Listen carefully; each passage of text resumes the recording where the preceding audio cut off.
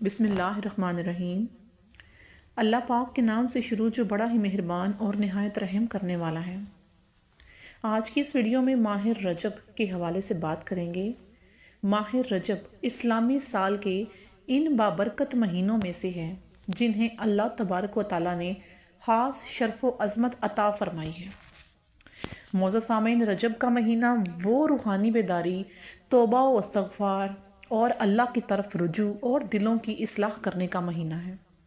قرآن مجید میں بارہا اللہ تبارک و تعالیٰ نے سال کے 12 مہینوں کا ذکر کرتے ہوئے ارشاد فرمایا کہ بے شک مہینوں کی گنتی اللہ کے نزدیک 12 ہیں اور ان میں 4 حرمت والے مہینے ہیں۔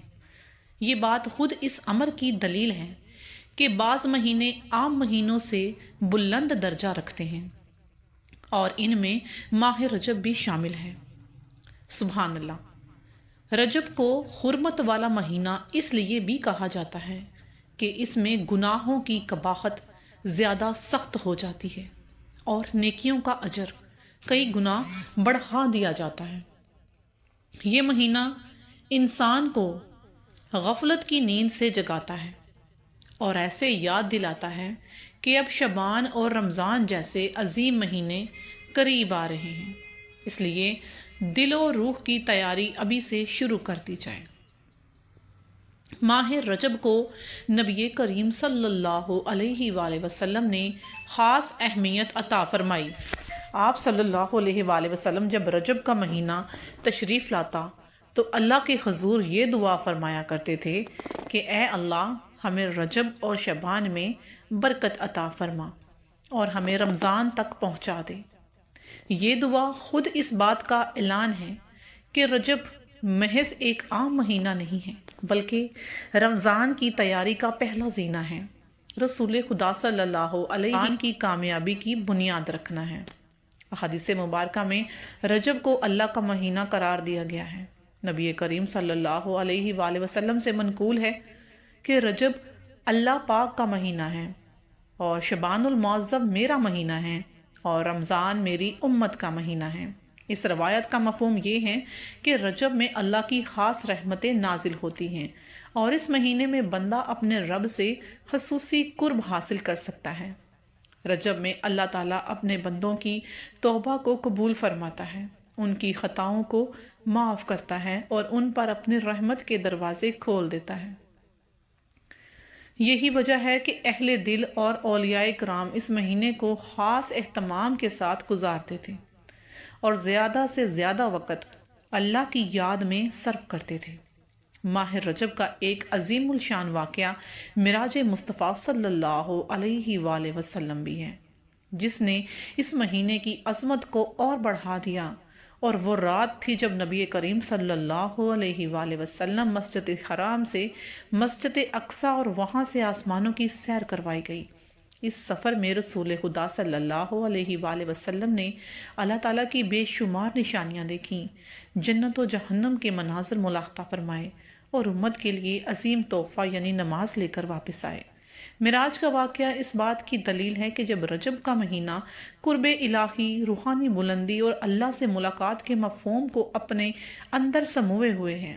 نماز جو معراج کا تحفہ ہے وہی بندے کی روزانہ کی معراج بھی ہے، اور رجب ہمیں نماز کی پابندی اور اس کی روح کو سمجھنے کی دعوت دیتا ہے۔ قرآن مجید میں اگرچہ رجب کا نام صراحت کے ساتھ نہیں آیا، لیکن حرمت والے مہینوں کا ذکر کر کے اس کی عظمت کو واضح کر دیا گیا ہے۔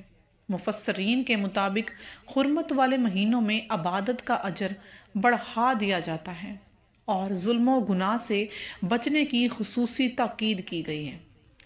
اس کا مطلب یہ ہے کہ رجب میں انسان کو اپنی زبان، اپنی آنکھ، دل اور اعمال کی خاص حفاظت کرنی چاہیے۔ یہ مہینہ ہمیں سکھاتا ہے کہ اگر ہم نے اپنے نفس کو قابو میں رکھنا سیکھ لیا تو آگے آنے والے مہینوں میں تقویٰ کا راستہ آسان ہو جائے گا۔ نبی کریم صلی اللہ علیہ وآلہ وسلم کے اقوال اور عملی زندگی سے یہ بات بھی ثابت ہوتی ہے کہ آپ صلی اللہ علیہ وآلہ وسلم ماہ رجب میں خاص طور پر استغفار اور ذکر الہی میں اضافہ فرماتے تھے۔ آپ صلی اللہ علیہ وآلہ وسلم کی سیرت مبارکہ ہمیں یہ درس دیتی ہے کہ رجب میں انسان اپنے پچھلے گناہوں پر نادم ہو، سچی توبہ کرے اور آئندہ زندگی کو بہتر بنانے کا عزم کرے۔ یہ مہینہ اللہ کی طرف پلٹنے کا مہینہ ہے، دل کی زمین کو صاف کرنے کا مہینہ ہے، تاکہ ماہ شعبان میں درود و سلام کی خوشبو بسائی جا سکے اور رمضان میں قرآن کی بہار اتر سکے۔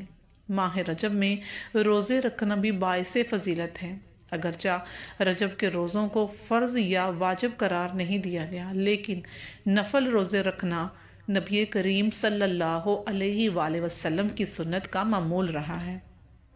روزہ نفس کو کمزور کرتا ہے اور روح کو طاقت دیتا ہے۔